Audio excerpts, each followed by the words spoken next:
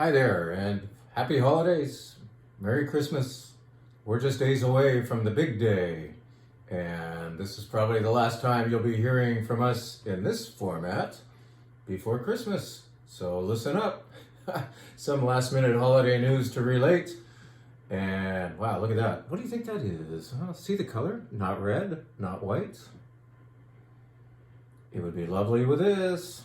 This is a cheese that we've carried before, but we brought it back aboard, and Grace has just finished up carefully cutting and wrapping wonderful sections of this cheese. This is going to be a hit with anyone who does not have nut allergies, because this cheese made from cow's milk in Touraine, which is basically in the middle of the Loire Valley, smack dab in the middle of a great wine region, made there, cow's milk, is soaked in walnut liqueur. So we wouldn't want any of you with walnut allergies to try this cheese. Everybody else, get after it. We do have a little warning label on each one of these, but man, this cheese is awesome, especially in the winter when, if you are a nut eater, you're probably enjoying a lot of nuts right now. I just did the mixed nuts, the old Wente restaurant recipe. I did those for a party the other day. Missed that flavor. And anyway, we're probably having nut flavored things a lot lately, whether it's pecan pie. Ooh, another pair for this. Pecan pie in this. Oh my God, what is this? I'll get to it. Let me sip it and just mess with your head. Do you like the way I do that with my fingers up in the air? Isn't that cute? Little glass, pretty. Get serious, Jim. Let's tell you about something other than this fantastic cheese. But remember, this is down there in the cooler right now. And if you don't have nut allergies, you should try it. It's beautiful. It's called Cyprien, C-Y-P-R-I-E-N, Cyprien. And it's from, again, Touraine in the Loire Valley of France. Cow's milk. Very good. Medium soft or semi-hard cheese. What would you, which would you rather be? So, let's get on to this most important subject of this particular video. I've been mulling it over. I've been wondering, have we tapped you out? Or perhaps you have not been tapped yet. Either way, we are bound and determined to do one more event this year. Well, it's not going to happen this week, that's for sure, because we're almost at the weekend and the wine bar's open and running, and so we're not going to close the wine bar down for this. Next Thursday, we will close down the wine bar. Next Thursday evening, which is nicely placed between Christmas, from which we need to recover, and New Year's, for which we have to start practicing. How about saying it that way? We are going to do a sit-down event with candles and a nice layout of cheese for everybody to visit. Cheese and charcuterie. I'll make the bread, of course, and at this particular event that we try to do every year at this particular time, during this kind of sleepy week between Christmas and New Year's, we are going to pour great wines of 2023. I'm not saying greatest, because your list might be different from mine, but I think we will all agree that these wines, in all of their array of variety, are great. Great wines of 2023 will be poured one at a time, described. We will be jumping all over the world. This is this event that many of you have already fallen in love with and want to come back to. It's happening next Thursday evening. I will put it on thewinesteward.com. We are charging a little bit more for this because the wines are more expensive, but more especially because this time we are absorbing the costs of the cheese and meat and goodies. So you'll get to get up anytime you want and go visit the wonderful lineup of edibles and head back to your plate and try your wine number 10, 11, 12. We'll probably end up with about 14 beautiful wines from, like I said, all over the world, whites, reds. There will be a bubbly. Here's an example.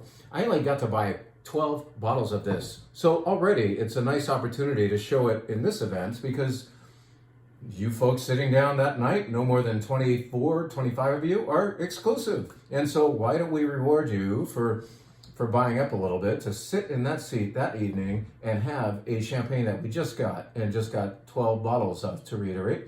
This is La Felice Froissart, and I'd never heard of it until last week when I tasted it. I tried two from this person and loved in particular this one.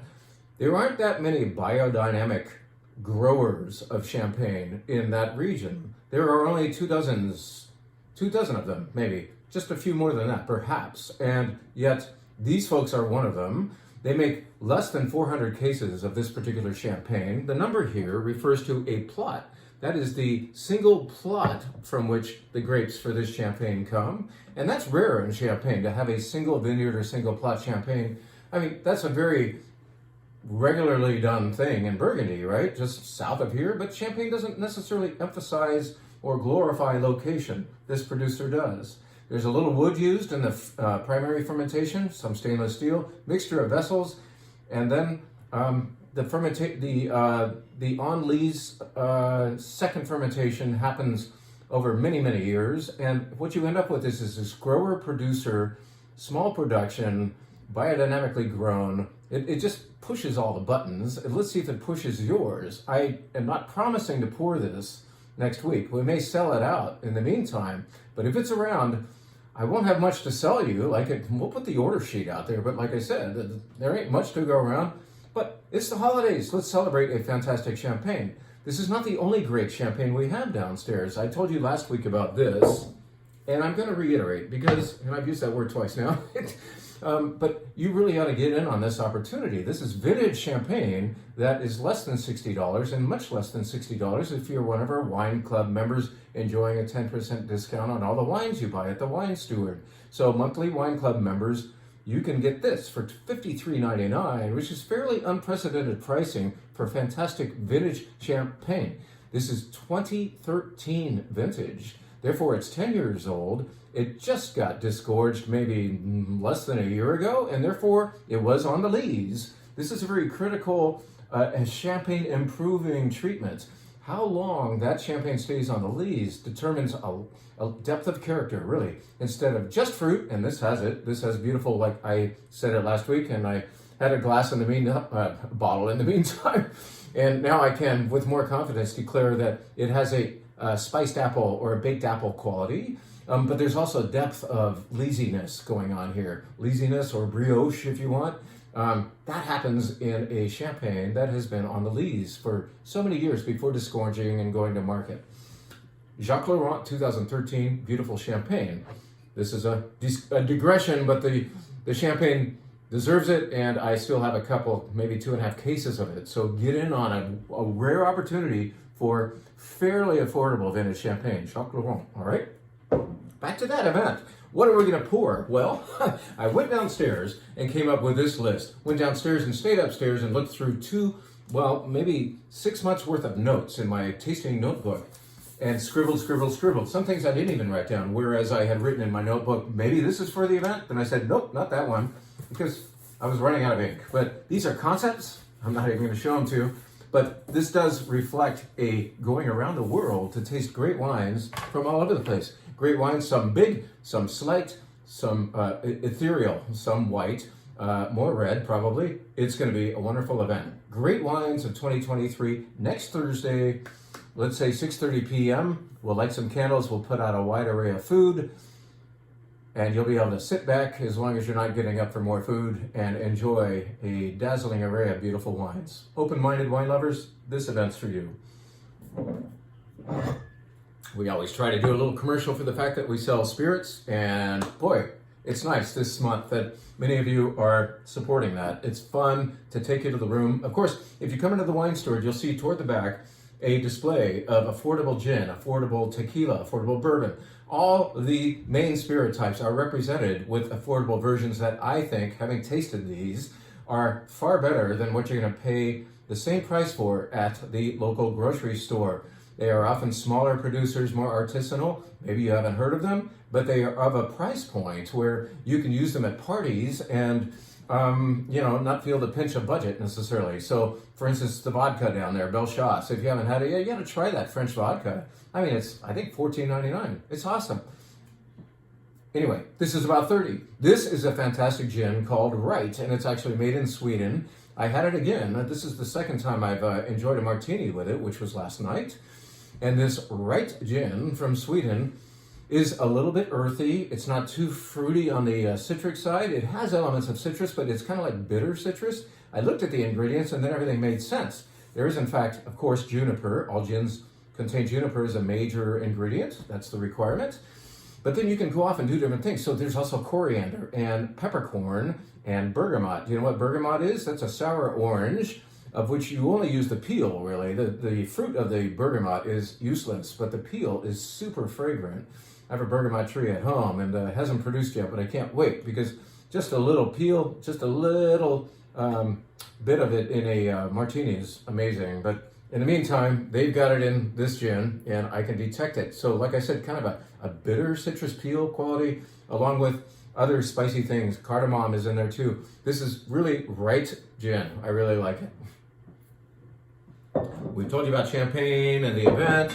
Here's just like out of nowhere. This is a wine that, let's get out of our fancy dancy up in the horizon, up in the upper stratas of the atmosphere way of talking about wine, like it's like let's get less nerdy, in other words, and tell you about in Napa Valley. Ever heard of that place? Red blend based on Cabernet. Ever heard of that grape? From a producer called Whitehall Lane. Ever heard of them? Yeah, you've heard of all three of these contributors: the place, the grape, and the producer, making this wine that's kind of hard to identify based on this artistic label called Tre Leoni. So this is Tre Leoni Red Blend based on Cabernet from Whitehall Lane. Many of you recognize it because we put it on the wine bar a few times already, and every time we do, it sells out. And I am reminded, Jim, you don't always have to have the esoteric, fancy-dancy, like, what the hell is that, wine? You can also provide people with what they understand and love and want to share with their friends. Wines like this are easier to share. You could take this home, take this to any party, and people will say, damn, that's good. Another glass, please. And maybe you will accuse us of selling you something that people wanted too much of, and you have to buy more bottles. But hey, it's our job. Tre Leoni by Whitehall Lane, solid red wine for what? I think it's what? $29.99, $26.99 for the wine club members. So very attainable, right? There it is. Very nice wine for the holidays, for the party you're going to, for people who are coming over. Tre Leoni from Whitehall Lane. Let's tell you briefly about a few wines going out of the wine bar menu. Actually, they're already there. We've been running with this menu for 2 days now. I'm not going to go through all of them, but there is, as usual, a white flight. There's a sparkling wine of the week. There's wines by the glass and so on. There's a red flight. Let's tell you that 2 of the wines on the menu are things that we've already told you about, but we haven't necessarily represented at the wine bar yet. So why don't we put our wine where our mouth is onto the menu? And this is Chapel Down from England. It is delicious wannabe champagne. We can't call it champagne because it does not come from there, but it is grown in the same soil, because that chalky soil, which occurs in Champagne, submerges under the English Channel and re-emerges at the cliffs of Dover and in Kent in southeast England, where this Chapel Down is made with the Champagne grapes, Chardonnay and Pinot Noir. Beautiful, dry rosé, fluffy texture, nice fruit in the nose, but not too much. It just knows when to stop. Very nice, elegant, British, English, whatever you want to say, sparkling wine. We have to say that, Chapel Down. It's by the glass on the wine bar menu. What else can we tell you about? How about this? In the white flight, I'm only going to represent one wine, but I want all wine lovers to gather and support this winery in as much as they support the wine steward for finding you good small production things. This is one of those things to be looking for. Anytime you find an Unti wine on our shelf, you're guaranteed of goodness. You're going to get balance. You're going to get varietal truth. You're going to pay a little bit more because they drop a lot of money on the ground in the form of grape clusters, which they do for crop thinning in order to get more intensity of character and flavor in the remaining grapes. So Unti, to make a great Grenache Blanc, does in fact throw some fruit on the ground and save some to make this. This is one of the best Grenache Blancs ever made in California, and I invite you to try it. You can have a glass of it, or you can enjoy it as part of the white wine flight. Unti, all they make is good. Alrighty then. Look at that. Recognize that? Maybe not, because most recently it had a very different, not as attractive label. I like simple labels myself, and I think the best thing to do is not to over-design, but to under-design if you're going to attract more people. The eyes taste first. So this sitting on the shelf says, I'm an important wine, don't you think? Well, it is. It's delicious, and yet it's not like hoity-toity. It is fruit-forward Pinot Noir from Bernardus. The winery itself is located in the Carmel Valley, and this vineyard is located in Santa Lucia Highlands. This is very fairly priced Santa Lucia Highlands Pinot Noir. Costs a little bit less than most from there, and yet really accurately represents the place with beautiful forward fruit. It knows when to stop, and I think I used that term earlier, where, you want to drink a wine that makes you want more of it. In other words, one sip should have you saying, that's delicious, and then, but I want more, instead of, I've had enough, right? So Bernardus will do that for you. Beautiful Pinot Noir is back with kind of the new old label. This is what the labels used to look like, and they've wisely gone back to their old look. Classic look, if you will. Bernardus Pinot Noir, it's delicious again, the new 22 vintage. That sounds kind of young. It's ready. You can do it. Now, the final wine is what is actually in this glass. Again, this is talking about something that we've been, or putting on the menu something that we've been talking about for a couple of weeks, and now you can come up and have a 3-ounce pour of Saint-Amand's 20-year tawny, unless I finish it first. It would be great with, like I said, pecan pie. It would be beautiful with that Cyprian cheese, wherever it went. I guess the mice got it. And this 20-year level of tawny port, in other words, everything in here is an average of 20 years old. Some of the stuff in here is far older.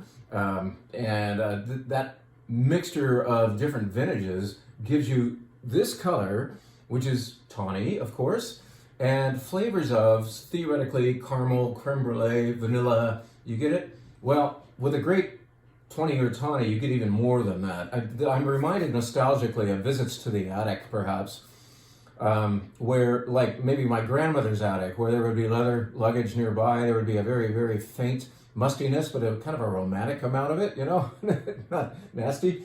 That happens here. Besides the caramel, and besides the creme brulee, besides the nuts, there's even some aspect of curry in here. It's fragrant and so fun to smell.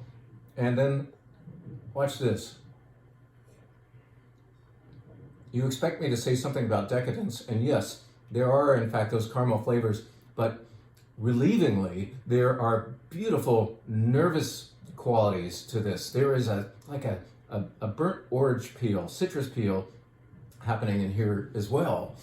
And it is so nice to have a wine, kind of per what we just said about the Pinot Noir, that makes you want more of it. If this was nothing but flat, without acidic energy, you would have one sip and say, that's delicious, I'm done. But this makes you want more. It makes you want to pair it with food. And you could do either sweet things with it, or have it with the nuts, or with salty cheeses. It'd be lovely with that. At any rate, it's on the menu. We want to see you upstairs, we want to see you downstairs, and we wish you all, in video form, since this is the last time you'll see us this way before Christmas, a very, very Merry Christmas, and thank you for everything you've done with us this year. Signing out.